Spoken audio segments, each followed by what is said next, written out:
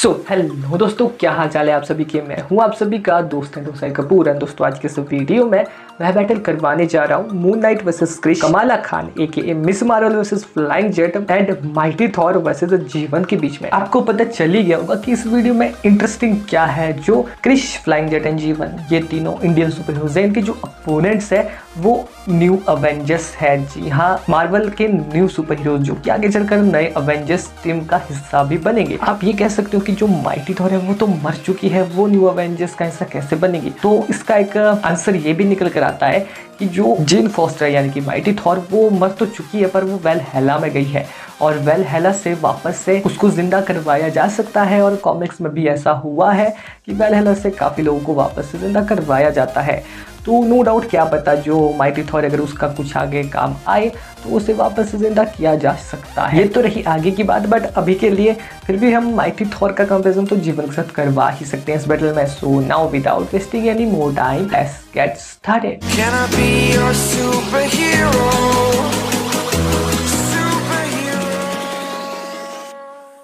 दोस्तों वीडियो में आगे बढ़ने से पहले, जैसा कि आप सभी को पता ही है कि मेरी आप सभी से सिर्फ एक ही रिक्वेस्ट रहती है कि अगर आपने अभी तक चैनल को सब्सक्राइब नहीं किया है तो यार कर देना।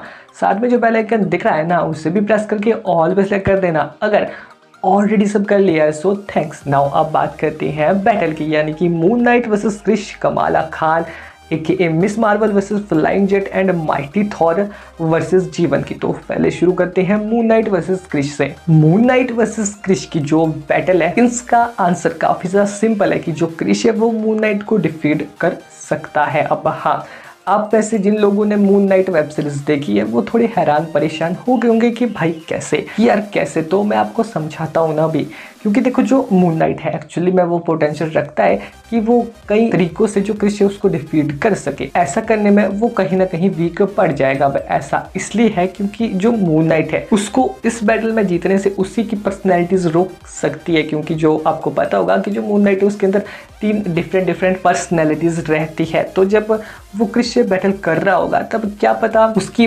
पर्सनैलिटीज आपस में चेंज होती रहे। और पहले तो कोई पावरफुल पर्सनैलिटी उसमें थी, वो क्रिश से लड़ रही थी, तब तो क्रिश थोड़ा वीक पड़ जाता है। पर मान लो अगर एकदम से वो पर्सनैलिटी सबसे वीक वाले में चली जाती है तो ऐसे में जो मून नाइट है वो भी वीक पड़ जाएगा और जो क्रिश है वो इजीली मून नाइट को डिफीट कर देगा। अब अगर ओवरऑल बात करते हैं 3 बेसिस के ऊपर, तो जो 3 बेसिस है वो है strength, speed and durability.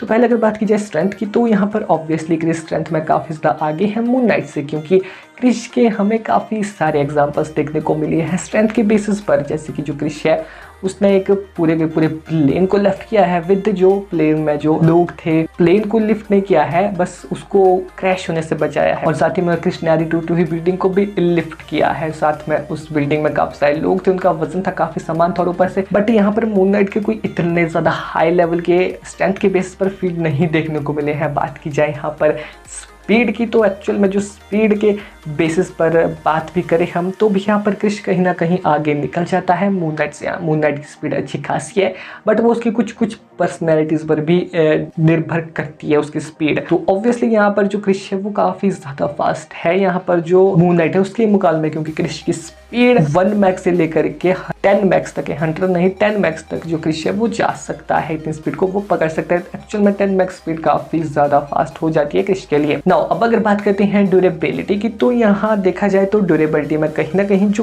Krrish है वो मून नाइट से पीछे रह जाता है, क्योंकि मून नाइट के अंदर काफ़ी डिफरेंट पर्सनैलिटीज़ है, उनका अपना अपना हीलिंग फैक्टर है। और जैसा कि मूवी में दिखाया गया है कि जो मून नाइट है उसका हीलिंग फैक्टर वाकई में काफ़ी ज़्यादा ही फास्ट है। तो यहाँ पर हीलिंग में कहीं ना कहीं क्रिश पीछे रह जाता है, क्योंकि उससे काफ़ी सारे वेपन से हार्म कर सकते हैं। नॉर्मल ह्यूमन मेड वेपन से हार्म किया जा सकता है लिटरली में। जो काल तो उसने उसके पेट में सरिया घुसा दिया था, तब भी जो क्रिश है उसका काफ़ी ब्लड बहा था। और 2 पॉइंट्स यहाँ पर जो क्रिश है वो हासिल कर लेता है इस बैटल में। तो ऑब्वियसली यहाँ पर ज़्यादा एडवांटेज यहाँ क्रिश की है, जीतने की ज़्यादा चांसेस क्रिश की है। सो मून नाइट वर्सेस क्रिश की इस बैटल का ओवरऑल रिजल्ट अगर मैं आपको बताऊं तो यस, जो क्रिश है वो मून नाइट को डिफीट करने का पोटेंशियल रखता है। नाउ अब बात करते हैं नेक्स्ट बैटल की, या फिर बैटल नंबर 2 जो कि होने जा रही है Kamala Khan AKA Ms Marvel versus Flying jet के बीच में।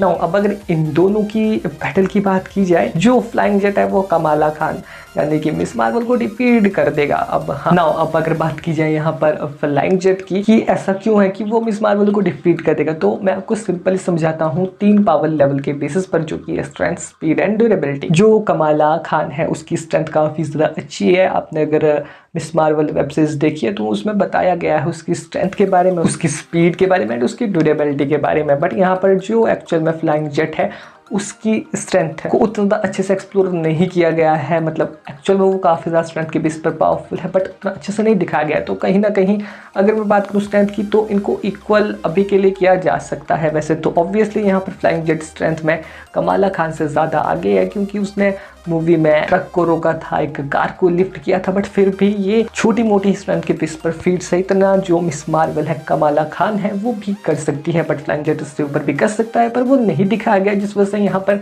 हम उस चीज़ को नहीं ले सकते, नहीं कंसिडर कर सकते। तो स्ट्रेंथ में इनको इक्वल भी किया जाए तब भी एक्चुअल में जो स्पीड है, स्पीड में जो फ्लाइंग जेट है वो 100 मैक क्रॉस कर सकता है, 110 मैक की स्पीड तक वो जा सकता है। ऑब्वियसली जो फ्लाइंग जेट है वो स्पीड में कमाला खान से ज़्यादा फास्ट है। बात की जाए यहाँ हीलिंग फैक्टर की, वैसे फ्लाइंग जेट का एक्चुअल में काफ़ी ज़्यादा फास्ट है। उसे अगर गोलियां भी मारी जाए तब भी वो काफ़ी ज़्यादा जल्दी उस चीज़ को हील कर जाएगा। हाँ, अब फ्लाइंग जेट के साथ ऐसा केस भी है, अगर उसे बहुत ज़्यादा बार बार हर्ट किया जाए तब उसे हील होने में काफ़ी देर लग जाती है।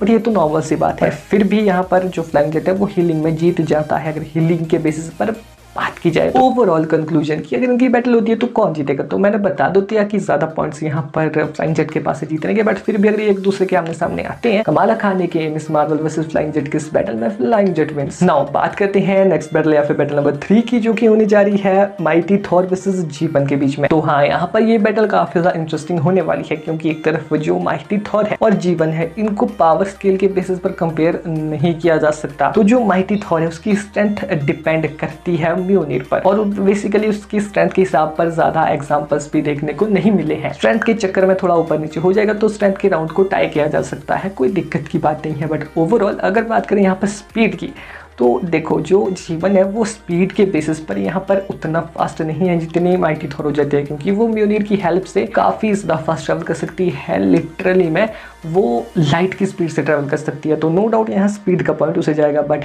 हीलिंग फैक्टर यानी कि ड्यूरेबिलिटी में बात की जाए तो ज़्यादा ड्यूरेबल कौन है, तो एक्चुअल में जो म्योनिर है वो अपने ओनर को काफ़ी ज़्यादा जल्दी हील कर देता है। जैसा कि हमने थॉर 1 मूवी में भी देखा था कि थॉर बुरी तरह से हार्म हो गया था, बट फिर भी जब उसके पास म्योनिर आया तो वो एकदम से हील हो गया, उसके पास आर्मर भी आ गया उसका। बट अगर जीवन की बात की जाए तो उसे हार्म कर पाना लिटरली इम्पॉसिबल है, क्योंकि अगर एक तरह से देखा जाए तो उससे मारा ही कैसे जा सकता है, क्योंकि उसका जन्म ही नहीं हुआ है। वो एक रोबोट लेके आया है, उसे क्रिएट किया गया है, उसे बनाया गया है। वो नियरली क्या इमॉर्टल ही है, क्योंकि अगर वो मर भी जाता है तब भी प्रोग्रामिंग करके वापस से उसे जिंदा किया जा सकता है, और वैसे वो मरता तो है ही नहीं।